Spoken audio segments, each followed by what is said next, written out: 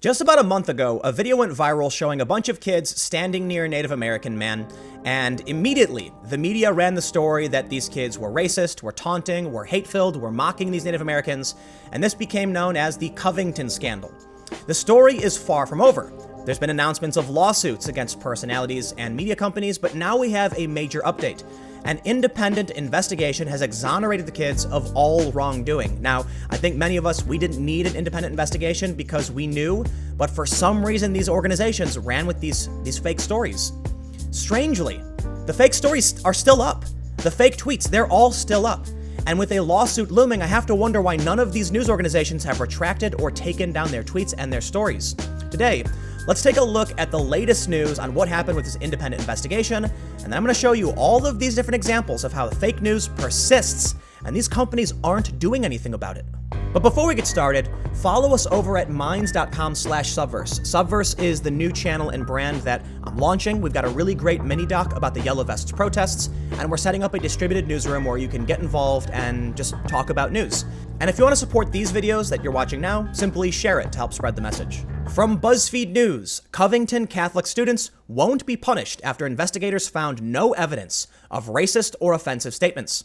The diocese, which initially condemned the students, said they've been exonerated and can move forward with their lives. I want to point out really quickly, I'm using BuzzFeed News as a source on purpose because they were one of the outlets that pushed the fake news in the first place. They say, weeks after videos went viral of a group of MAGA hat-wearing teenage boys from a Kentucky Catholic school confronting a Native American elder, a third-party investigation on behalf of the school and diocese has found no evidence of offensive or racist statements by the students. I do have to make a quick point, though. The students were not confronting anybody. They were just standing there and doing their thing chanting when Nathan Phillips approached them. They did not confront anyone. The Diocese of Covington, which initially denounced the students' behavior and said they could face expulsion, celebrated the news and said the teenagers had been exonerated and can move forward with their lives.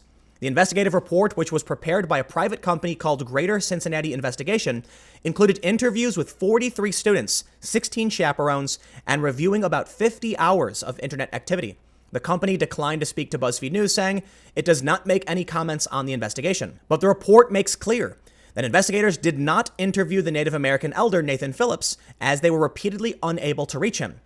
They were also not permitted to interview Nick Sandman, the teen who stood face-to-face with Phillips, but did include his previous written statement in which he denied any wrongdoing. According to the report, investigators did not find any evidence that the teens had made offensive or racist statements to Phillips or a group of Black Hebrew Israelites present during the confrontation, and were unable to verify that they had chanted "Build the Wall." However, one of the students did perform a tomahawk chop in Phillips' presence, the report states. The BuzzFeed story makes reference to a statement made by a student about rape, which I'm not going to read, but you can see on the screen. According to the report, the student who made the offensive comment does not attend Covington Catholic, as many people speculated when the video first emerged. The diocese apologized in a January letter for its initial condemnation of the students' behavior, saying it was bullied and pressured into making a statement prematurely.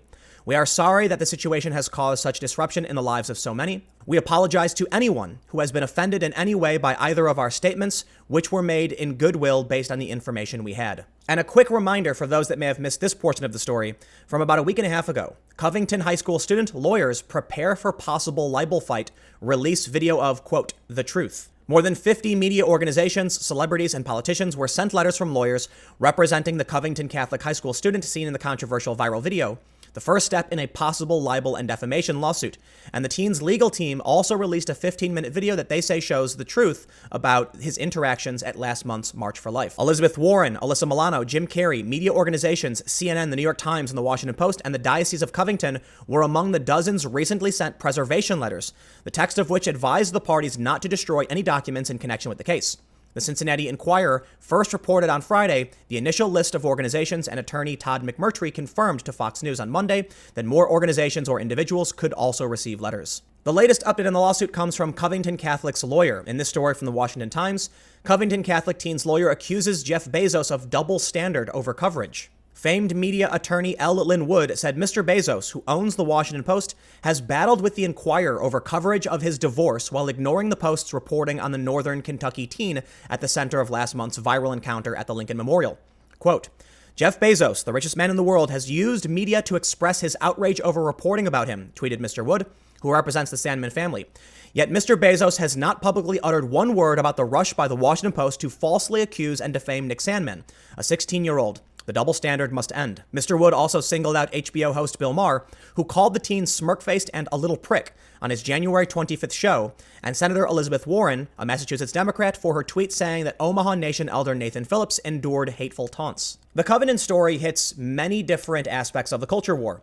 Social media bias. Tons of high-profile individuals have still not been banned or suspended over saying things that clearly violate the rules. We have many people posting their hatred for these young white men and claiming that the hats represent the KKK or a new symbol of the KKK. And then we have the fake news media, the rush to judgment, and the lack of journalism, the lack of fact-checking, how these companies just publish complete and total nonsense. Before I get into all the examples of the fake news that still exists, I want to mention one story from BuzzFeed, which is pretty scary, but also pretty fascinating. An opinion piece published by Tom Gara says, "It's not fake video we should be worried about, it's real video. From the steps of the Lincoln Memorial to the Syrian Civil War, we've learned that a real video can be just as misleading as a fake one." I'll mention too, for some reason they post a photo which has me in it. I have no idea why, but let's move on. The story says that if the last few years have taught us anything, it's that fake video isn't going to destroy our ability to see the truth. It's the real video we need to worry about. And our true problem is that we can all see the very same thing and disagree on what it was. I think this is a really important point because it's not just Covington. We also had the incident with Jim Acosta and the White House aide, where people claimed that Jim Acosta was judo chopping her arm and other people claimed she was yanking the microphone away from him. I've made my position perfectly clear that I believe that Jim Acosta was trying to push her arm down to push it away and it pulled her off balance. Yet some high-profile individuals completely disagree with me, and there's nothing we can do about it. People see completely different things, and there's no other context in that video. Now, when we look at Covington, the answer is actually really simple. People rushed to judgment. They didn't care what was true. In fact, some articles flat out said, don't believe what other people are saying and ignore any new video because we can all see what happened. And that was wrong. Because as we just learned, an independent investigation has revealed these kids didn't do anything. They were just standing there. Nathan Phillips walked up to them and got in this kid's face. But even BuzzFeed still says the kids confronted Nathan Phillips. It's just not true. But while I was looking into the story to prepare this video, I came across a disturbing bit of information. That many of these stories are still live, have not been corrected or retracted. We have this story from Splinter. White students in MAGA hats taunt, harass Native American elder and Vietnam vet. They've updated it, but this story should be removed. And the page should say retraction or correction. It should be redirecting people. USA Today still has this tweet live where it says that these kids were chanting "Build the Wall." They weren't. We know they weren't. How has USA Today not taken the story down? The story links to a narrative pushed forward basically by Nathan Phillips, who we know now lied. He's lied in statements claiming to be a Vietnam veteran. He's not. He lied about what happened numerous times. Why is USA Today running this story with his narrative when we know it's not true? USA Today has another tweet where they claim the kid was mocking a Native American elder. Vox still has a story. White students in MAGA gear taunt Native American elders. Common Dreams, which is more of an activist site, says teens shouting "Build that wall" at Native American vet. Absolutely fake news. Slate still has a story that claims a MAGA teenager harassed a Native American veteran. In a story from Esquire, they still claim that Nathan Phillips is a veteran of the Vietnam War. He's not.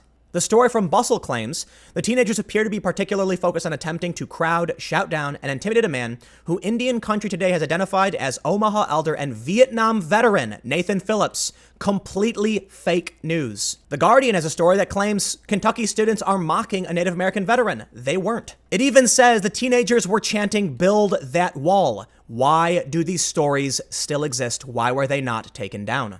I'll give some criticism to the Washington Post and the New York Times. Their stories aren't nearly as bad because they do use qualifiers such as appear to or allegedly, but the stories still push the false narrative from Nathan Phillips. The New York Times has a video that says teenagers taunt Native American elder in Washington. It's just not true. You would think one of the first things to be done, especially in the face of this massive lawsuit, is to take the stories down, replace them with a page saying, "We have corrected and retracted the story as it has been deemed false." It has been nearly 1 month. All of these stories still exist. The tweets still exist. What I'm showing you here, there's a lot. There's a lot of sources here. I'm not showing you most of the tweets I've found from high-profile and verified accounts who are still publishing fake news and probably in violation of Twitter's rules because it would just be endless. I would probably have a half an hour to 45 minutes of footage just showing all of the people who have not retracted, corrected, apologized, or otherwise. I have to assume the lawsuit from these Covington kids is going to be a major slam dunk. You can argue that these kids might not win. You can believe they were wrong. It doesn't matter. The stories that are up are fake. Now, the lawyers did send preservation letters, but my understanding is that they can still correct the stories. They can still take them down and retract them while keeping the data they have on those stories. So I have to wonder why so many outlets have not taken these stories down, even before the preservation letters, even before the lawsuit. Why didn't they unpublish these stories, retract them within hours, within days of finding out it was all fake news? I have to imagine they don't care. They really don't. They publish fake news every day, and it's only in circumstances like this we actually get to see it. We actually get to see the proof. Imagine now how many stories are still live that are fake, and we just don't know. But I'm gonna leave it there for now. Comment below, let me know what you think. We'll keep the conversation going.